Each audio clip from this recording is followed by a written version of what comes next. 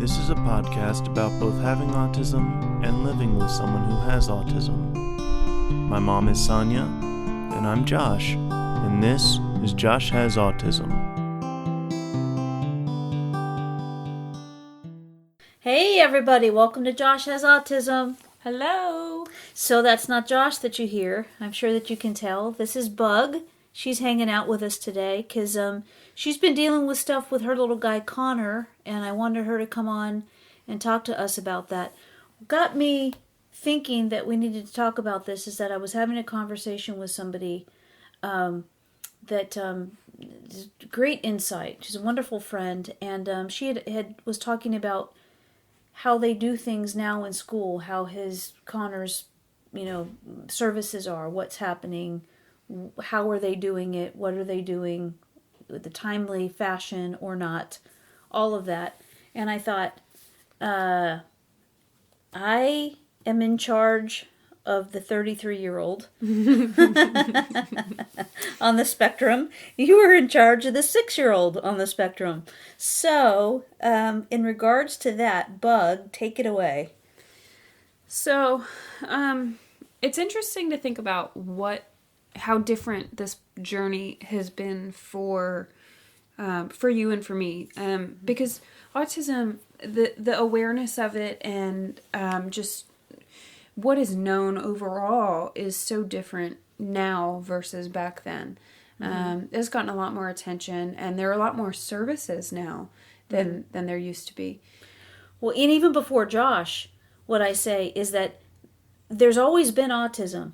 Right. As far as I'm concerned, it was just, that's eccentric old Harold, Uncle Harold, Right. Like, yes, that somebody that they didn't know why, but they called them eccentric, or they called them, sometimes not nice things, but those endearing kind of things, like, or depending on the century, if you were a female, you would go to a loony bin. So, yeah.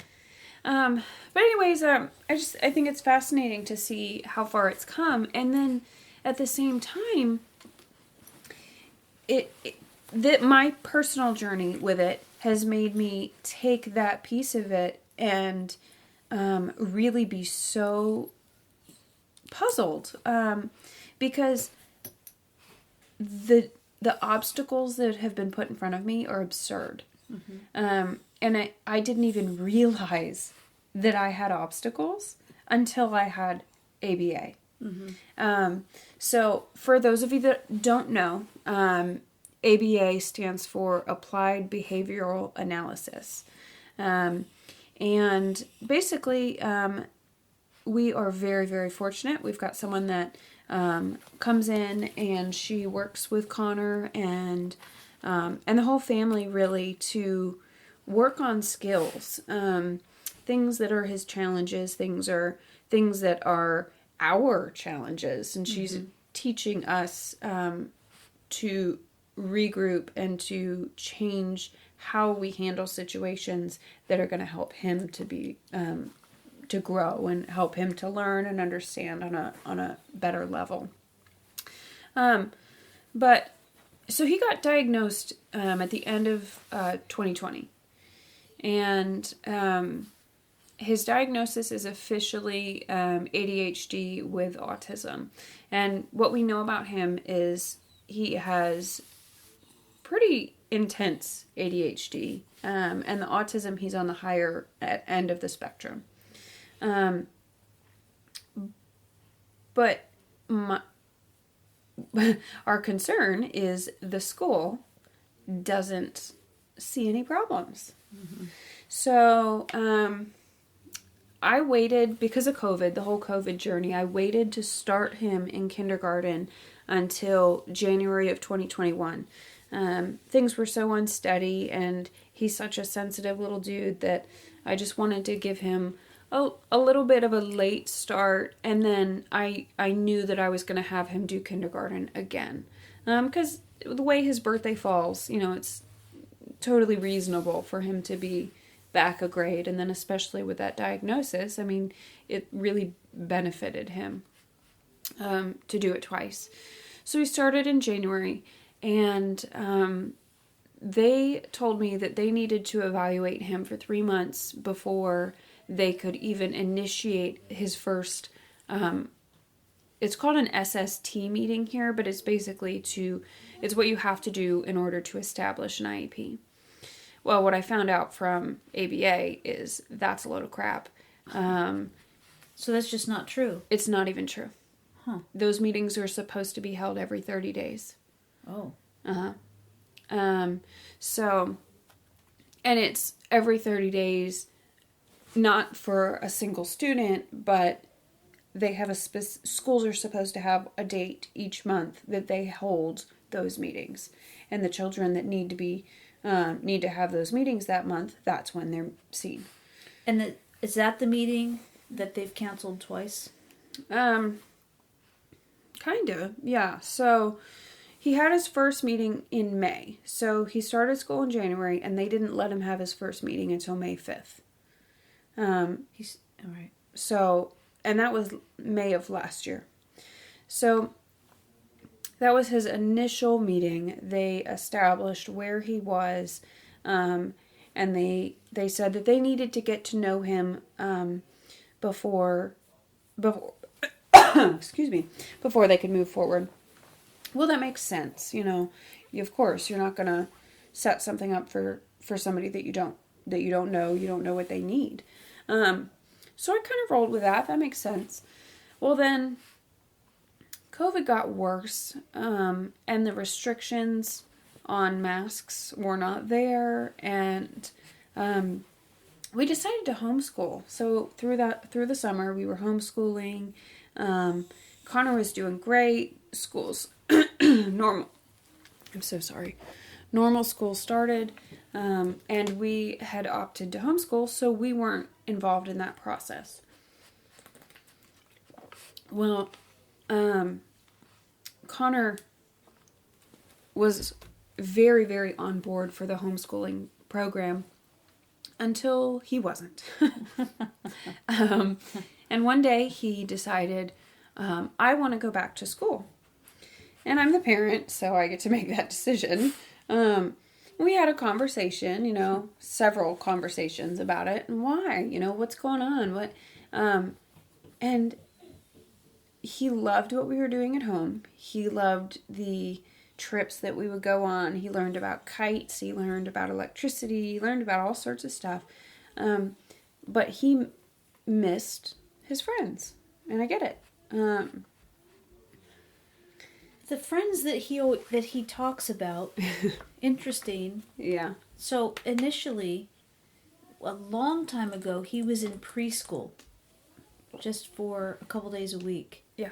And when he talked to me about wanting to go to school, he initially wanted to go back to that school. He wanted to go back to the preschool. Right. Where he was just there for a couple hours a day, for just a couple days a week. Mm-hmm. And that's always, it's interesting to me because when he says about school, I go, which school? Because I don't know which one he's talking about. Yeah. Well, he started regressing dramatically. Started going in his underwear again and, doing all sorts of behaviors, all sorts of different things that it was clear as day. He was shutting down. Mm-hmm. And when we were trying to talk about it, instead of having that conversation, he said, I miss school. Mm-hmm. Okay, let's try it. Sent him back to school. All of those problems stopped. So, Here we are back in school in November. So we only missed 2 months of public school. However, because we missed 2 months of public school, oh, sorry, you missed your appointment window. So we need to start over. Mm-hmm. So here we go again, starting over. So January 31st rolls around. We redo the first meeting. Well, this meeting, I was pretty mortified by how it went. And Mom was involved in that one. Yeah. Sorry. No. So Mom was involved in that one, and that one went, it kind of blew me away, actually. They told me Connor's doing great in school.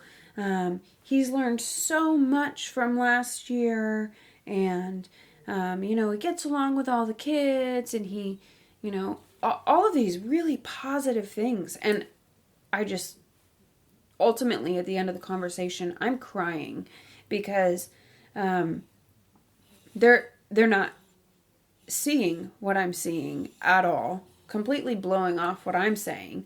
So like the Connor that you see at home is the opposite of what they're seeing in school. Right. Yes. So... And all you're trying to do is get him the help that he needs, and they're saying, we're not seeing that, so we can't help him. Mm-hmm. Yeah. So what appalled me is they're saying, oh, he has all this growth. I'm sorry. You're telling me that the letters and numbers and the things that he's supposed to be knowing, you're comparing it to what he was tested on at the end of last year. And it's January. And you just tested him again the week before. And you're comparing that test to the old test, and you're saying, oh, he's grown so much. I'm sorry. He's repeating kindergarten, and he's still below the mark of where he should be. Yeah, great. I'm so glad that he has progressed from last year. That's good. That's the direction we want to go. Except he's still behind all the other kids, and this is his second time around. Right. So what you're feeling at that point is that you're not being heard, Mm-hmm. and the concerns that you have, you feel like you're expressing those concerns, but nobody is either interested, or at least they are not following through on your So concerns for him. I really like his teacher. I think she's excellent, and I think that she genuinely heard my concerns, because then I know that she started paying more attention, because she started documenting the incidents that were happening at school in his log that was coming home to me. Connor got a bloody nose. He said a kid hit him in the face at recess, and he said that he came home and he told me that he went and told a teacher, and the teacher, whenever I found out about it, I rushed up to the school, because he came home, took off his mask full of blood, told me about it. I went up to the school. I got my neighbor to watch the kids and marched my butt up to the school, and was like, I need answers. Well, the teacher that he told had already left, and she happens to be my neighbor, so I was biting my tongue to just march up to her house. But I'm not going to do that. But so I get a call the next day, and she's like, yeah, he told me that he had a booger, and he picked his nose, so he got a bloody nose. So they totally disregarded that. But then, since then, there have been, in the matter of 2 months, 6 documented incidents in the book home. Connor wasn't listening at this time, or the other kids hit Connor for this time. We had a problem at recess, or we had a problem on the what's it called? Reading carpet. Mm-hmm. So there were 6 documented times in a matter of 2 months. Well, I'm so grateful that she's paying attention, and she's documenting, and she's writing things down, because now I can, whenever we have our next meeting, I can bring that up and say 6 times in 2 months is not normal. Is that meeting tomorrow? I have it on my calendar. I don't know. It's April 18th. 18th. So it was supposed to be, let me look. So we did the initial meeting. We did the initial meeting January 31st. He started ABA February 10th. And then they scheduled his follow-up meeting for March 21st. Except when they rescheduled it, they didn't ask me if I was available. I'm a nursing student. Yeah. You can't just be like, here you go. Mm-hmm. I had to call them and be like, hey, that doesn't work for me. So then they rescheduled it for March 25th, 4 days later. No big deal. The guidance counselor, who was the one who was supposed to orchestrate these meetings, never showed up. She wasn't in school that day, didn't email me. Nobody told me that it was canceled. I was on the call waiting. Miss Kim, our ABA person, she was waiting. I had to hang up that call and then call the school. The secretary had to call the teacher. Like, everybody's calling everybody. So and nobody else knew about it. Nobody had any idea. Right.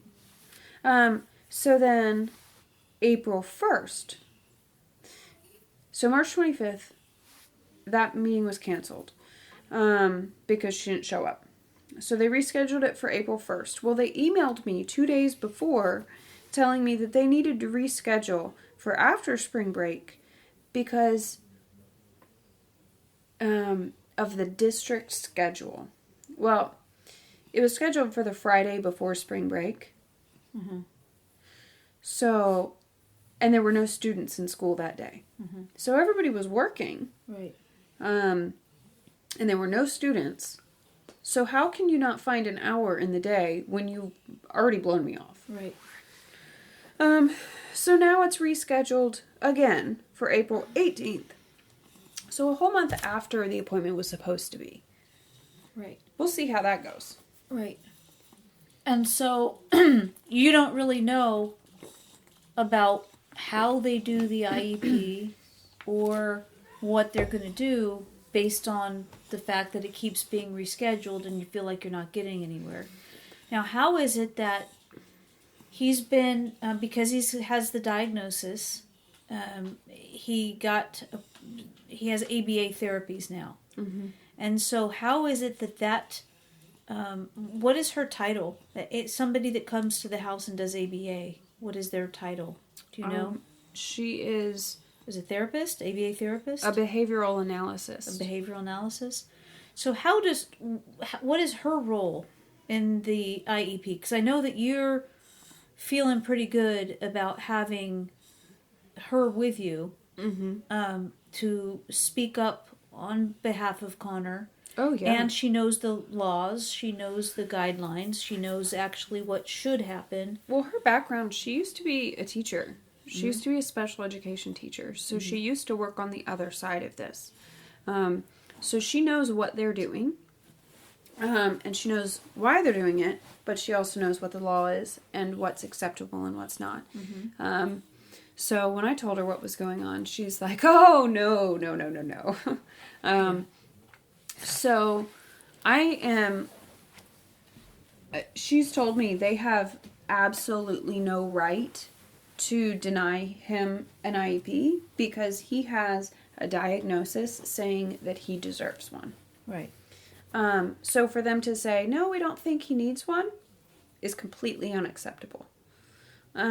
And if they don't, is it because they don't have the right to say that he doesn't need one because he's already got the diagnosis? Yes. Okay. They legally have no right to say that he doesn't need an IEP. So anybody, any of the kiddos out there that have a diagnosis that they are on the autism spectrum, when they go into school, the law of the land is now that they are entitled to an IEP. At least in Virginia. I don't know if it's different in other states, but at least in Virginia.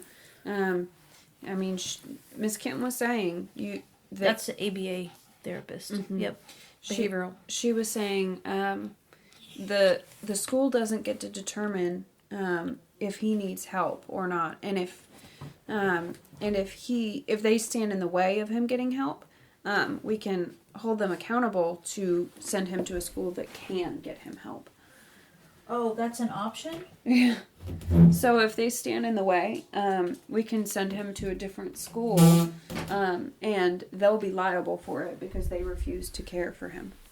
Liable, you mean responsible? Like, do you mean that... They'll be held accountable. But do you mean that the district would then...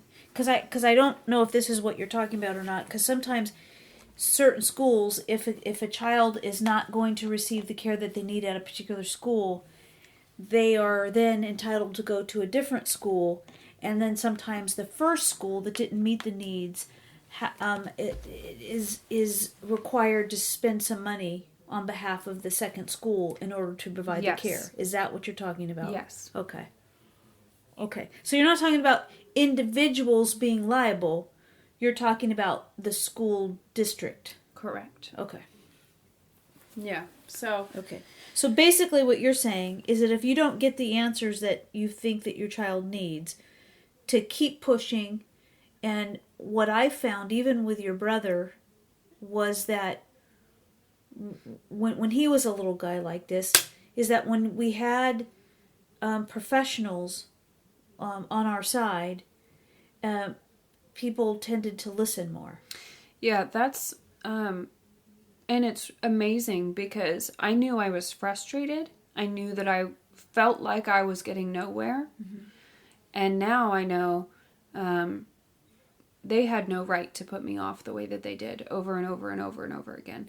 And now here it's a year later, and he's still gotten nowhere. Yeah. And it's unacceptable. Mm-hmm. It is. What's interesting is that the things that I dealt with way back when your brother was a little guy is that I got looked at an awful lot of times that, I was overreacting. Mm-hmm. Or I didn't really understand what his needs were, or I wasn't seeing things clearly. But even before that, it was that with your brother's case, they didn't have things in place. And now, what's shocking to me is at a time when most people have at least heard of autism. Mm-hmm. Majority of people know what it is. And there's even larger families that have a member that's on the spectrum. Mm-hmm. So this is something that's more, information is just more available than it ever has been before, and it's more prevalent than it ever has been before. And so for the professionals in the school setting to not step up and offer the help that Connor needs, just seems to be baffling to begin with, because why wouldn't they help him? Or they just don't understand how to help him. Well, what makes me the angriest about all of this is we bought our house where we bought our house because this elementary school specifically is the best school, allegedly, for children on the spectrum that isn't just an autism, a special needs school. Because he's high enough functioning, he doesn't need that. Some kids do. Mm-hmm. Connor doesn't need that. But he needs to be heard. Mm-hmm. He needs to be helped. Well, so do you. So do you. That's a big part of it. It makes me absolutely crazy when parents are just blown off. Yeah. As if they don't understand what their kids need. That's exactly it. So I chose this school thinking this is number one. Well, if this actually is number one, God, what's number two look like? Mm-hmm. What does the bottom of the barrel look like? Because this is sad. Mm-hmm. And I'm now that I know my rights, I'm going to be heard. Mm-hmm. I'm going to be respectful. I'm going to be kind, but this is my son we're talking about, and you're going to do what he deserves. Mm-hmm. And when I was on a call one time, and they said the right things, then they made it sound so like collectively, they made it sound like they were there and they were observing and they were doing the things that needed to be done. And so it felt like, well, if they're not seeing any behaviors at school, that's actually good. Right. But it also sounded like they were in place to make these observations to try to help out, but then come to find out that's not the case. Mm-hmm. And it on this call there were probably half a dozen. There were 8 people on the call. Yeah. So, that's a lot of people to be saying, "Oh, well, this is what we have in place for kiddos on the spectrum," and then Connor doesn't get any of the support Right. that's should be provided. Yep. And so once he has the IEP, so what you're moving forward, you have this meeting on the 18th, and that meeting is going to have the behavioral specialist. Was that what you called her? An analyst. On the call with you, unless now it's not COVID, so maybe you can have an in-person meeting. No, they won't do them in person. I like them in person. They won't let you even go in the school. We're not allowed to step foot in the school. That makes me crazy. Yeah, me too. I want to see my kid's classroom. Yeah. I want to see where my kid spends most of his day. Yeah. So, Mads, we can go into the lobby. We can't even go into the office. in her school, because she's still in the preschool, so she's in a different school, and she'll be over at this school next year. Mm-hmm. So, what do you think will be different going into this next meeting, and what exactly are they calling his meeting? It's called an SST meeting. And it's frustrating because they are setting these meetings up to talk about an action plan for him. Okay, well, if the action plan still only involves, let's evaluate. Right. Well, you've been evaluating for over a year now. You know who Connor is. Yeah. And if you don't, you haven't been evaluating. Correct. And honestly, I don't think you have been, because you think everything's great. Well, you don't know if they think everything's great because you've been blown off for the last 2 meetings. You're right. So you don't know what they think about. This meeting is frustrating as well because the only person who's been listening, she is not going to be available that day. So Dino teacher is going to be there for her instead.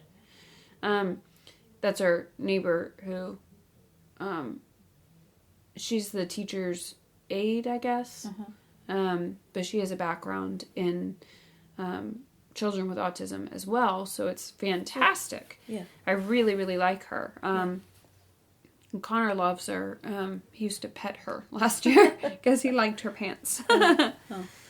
But, yeah, so she'll be stepping in. But my concern there is absolutely, I have no problem with her whatsoever. But she's not the one who has been paying more attention. You're talking about his teacher. His actual teacher Yes. will not be present Oh. at his evaluation. Well, how are they meeting. going to do evaluation without the teacher? It's a great question. How about The alternative was wait another month. how are they going to do an evaluation without the teacher there? They're going to have Dino teacher do it. Okay. So who is it that we can talk to outside of that meeting to let them know that this is not moving in the direction that is expected or that he deserves? It's not moving in a timely fashion the way that he deserves? So, I've already been in contact with the principal. The principal knows what's going on. My next step is to go to the superintendent. I got to be on a first name basis with the superintendent when your brother was in school. I'm kind of waiting to see how this meeting goes. And if I still feel like I'm not being heard, or if I still feel like I'm being ignored, I really think that having Kim there is gonna light a fire. Yes. I really think that they're gonna realize they can't They can't put us off. They can't. And why do you think that they would want to put you off in your words to begin with? Truly? Yeah. Once you have an IEP, you can't be ignored. Yep. Once you have an IEP, you have a written, documented right to get whatever services you need. So do you feel then that as a whole, the system is kind of geared towards not permitting so many IEPs? I don't know. So part of me feels like,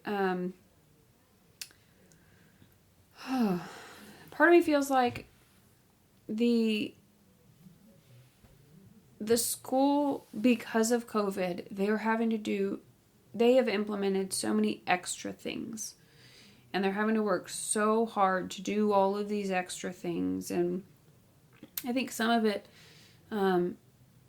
is really good and some of it is really bad. Like, there is absolutely no reason for you to say, learn from home today. I'm sorry, what?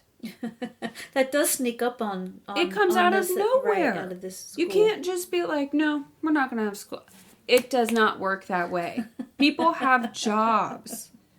If I wanted to homeschool, I'd still be homeschooling. You realize you just did the clap hand thing. Like, oh, I'm yeah, so I mean mad. Business. Oh, I'm so mad.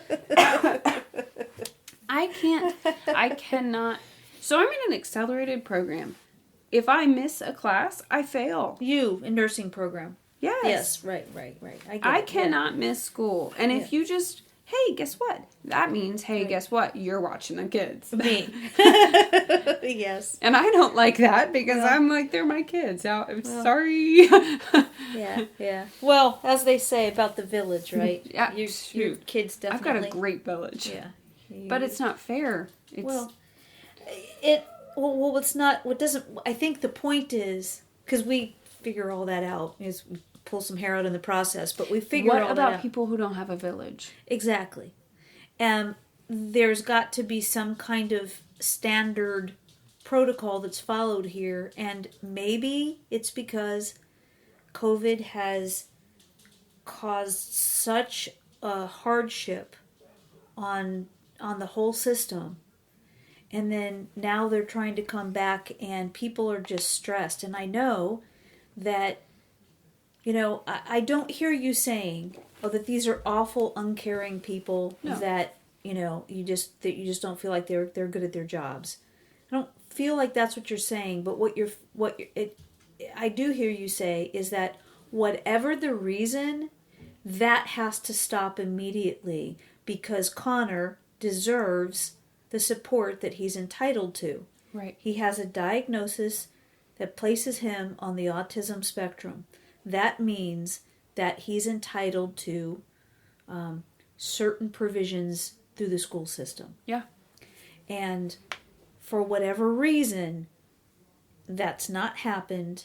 And what you're seeing, because that hasn't happened, is him falling further and further behind. And when we talk about him having a village, we talk about things with the kids all the time. Yeah. We're always in learning mode. We're always, and that's one of the benefits to Google is, internet now and the phones is because if we don't know, we look it up. Right. Good question. I don't know the answer to that. Let's look it up. Yeah. And that becomes part of the quest to find answers.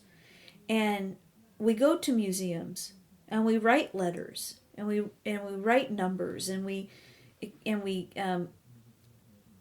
observe colors in everything and shapes in everything and so we are always doing that. So what is it that he's missing at school so that I understand what you're saying that he's falling behind in? Of course, I'm gammy, and I think that he's brilliant. Okay, and, so he recently had this light bulb go off, and he just magically, it's like it was always in there, and he just released it. And all of a sudden he started writing. Yes. And he knows almost all of his letters. And his first word that he wrote was Allosaurus. It's a dinosaur. Yeah. Yeah. And he almost spelled it right. Mm-hmm. But it's so true that you say this spark just ignited. Oh, yeah. Yeah. So that's amazing. It's awesome. I'm so proud of him. Mm-hmm. Except up until the day before the spark, he's doing great. You know, he's come so far from a year ago. So what you're saying is that yes, you recognize that one day the switch went off and he has grasp of things that he didn't before. He has a desire to do these things that he didn't before, but you're and simultaneously you're saying that the school did not help. The school missed that. Although my question is, school has helped him to get to where he is. Yeah, absolutely. So I'm not saying that the school is doing nothing by any means. What I'm saying is they're saying he's doing better than he is. Okay. And what you're talking about specifically, this spark brought him up to, he is doing great. I'm really proud of him. Yeah. Except great compared to what? Ding ding ding. Yeah. So they say we can only compare him so they say he's repeating this grade. Yes. So they are saying, well, we need to evaluate where he should be in this grade. Okay, that makes sense. Except it's his second time doing it and he's behind. And so what you're saying is there are these pieces that an IEP could address in his daily educational life that are not being addressed, they're not being fulfilled. And so what you're seeing is that while he's doing great based on what he used to be doing, he's still not to where he should be. Right.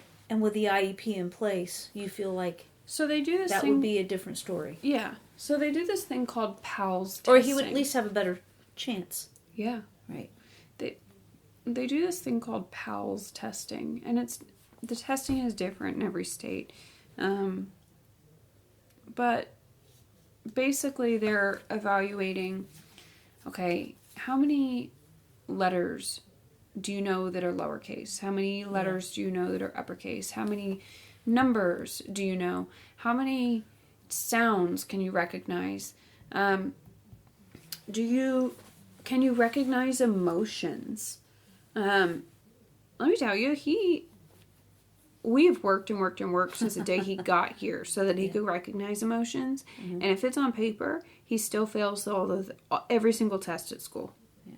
Every single one. Right. And that's a big key that we're working on in ABA. He's getting better at it. But when it comes to all kids are going to be so like hyper focused on what they're doing, what they want, that they've got blinders on to what's going on around them. And there's a lot of theorists out there that can dive into it, you know, but it's a little bit different with him. He is so hyper focused and relentless. Yeah. He won't hear any other word because that's all he's thinking about. And he can't move forward. Period. Cannot move forward. And you can't accidentally agree to something. Oh my gosh. He won't let up. No. He said the other day, because he spent the night with me the night before last, and when I took him to school, he goes, because I told him he was going to stay with me 2 nights this weekend. I thought he was going to say 2 nights this weekend. Right before I drop him off, we walk up to the school right before it's time for me to turn around and go. He goes, Gammy. I go, yeah? He goes, I think we should make it 4 nights. And I was like, 4 nights? He's like, yeah, I'm going to stay a night with you for 4 nights, not 2 nights. We're going to make it 4 nights. I go, well, I don't know if I can do 4 nights. I don't know if that's going to work out. We got 2 nights on the books, right? That's set. But I don't know if we can do 4. And he's like, well, Gammy, I think it needs to be 4 nights. And I made a mistake. As soon as it came out of my mouth, I know I made a mistake. And I said, we can talk about that later. Oh, no. Yes. And so in his mind, it just became 4 nights. Yep. And yes, because he said... It's like, okay, so when I say maybe... Oh, yeah. When I say maybe, he's learned. He knows. He goes, is that a yes maybe or a no maybe? I don't know, dude. Right. Well, which, I don't know. No, I don't know, dude. No, but I need to drop it. Yeah. We'll talk about it later. Okay. Yeah. Dang it. Mm-hmm. Yep. Because I don't know how we'll talk about it later turns into yes in his head. But It does. Every time. and it's relentless. He will not stop. Yeah. But anyways, I just feel like the school is, they don't see that because I feel like they have so much that they're doing. They have so much on their plates. Yeah. And they just, I mean, the guidance counselor just told me. She said we're so understaffed that we have to have the meetings at this specific time because I don't have anyone to go step in and watch the classroom. Mm-hmm. And I also think what happens is, you know, the kids that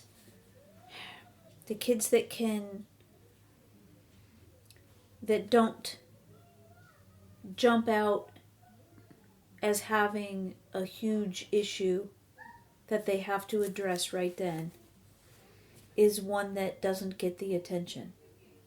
And so what is upsetting to you so much is that he was falling further and further behind because he wasn't being acknowledged. This wasn't being acknowledged. And, you know, sometimes it takes parents and advocates for the parents to go in and be louder. Yeah. And, you know, to make the noise.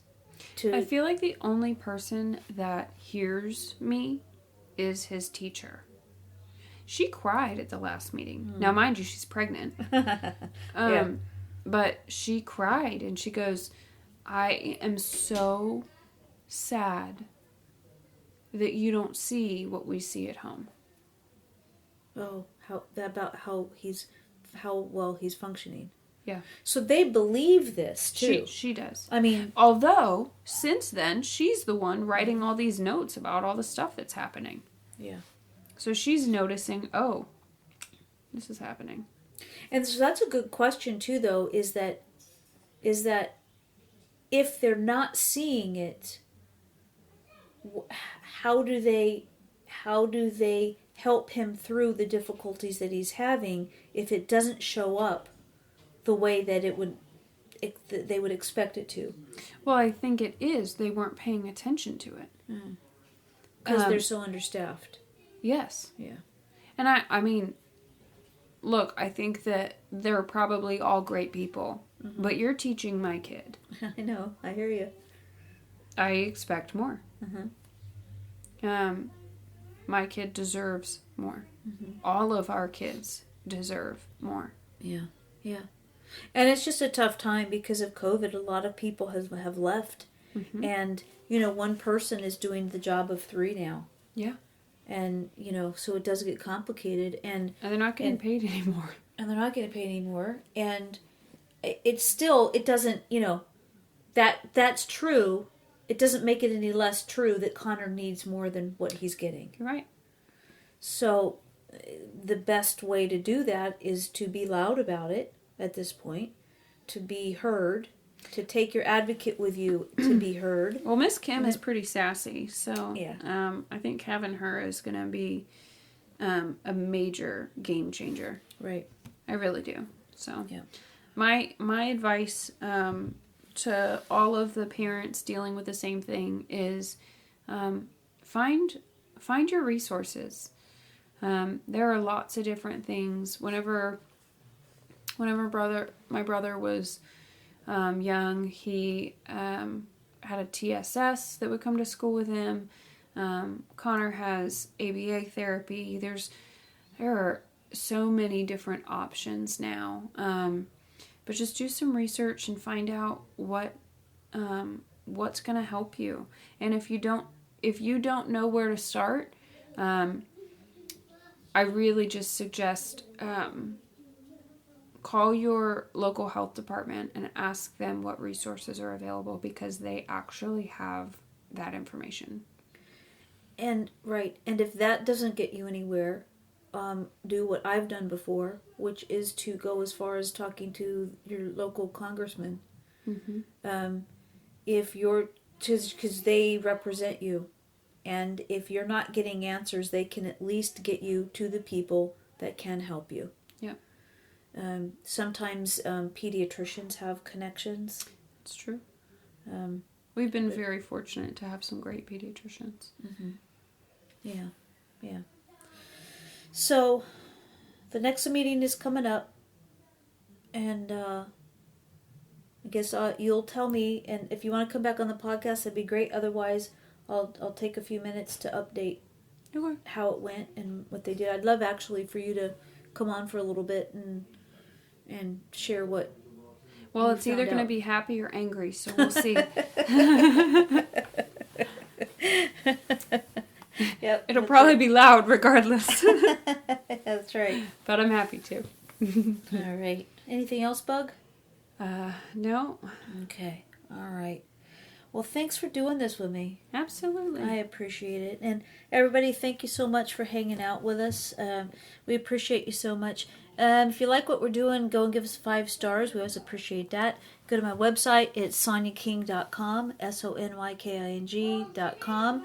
And Josh and I have a speech on the books, everybody. Yay! It's in August.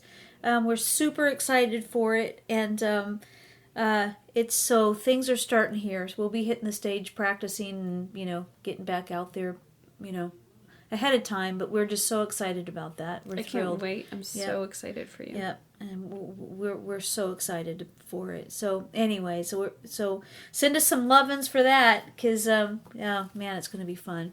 Anyway, send us your messages, your ideas, your thoughts. We always love hearing from you.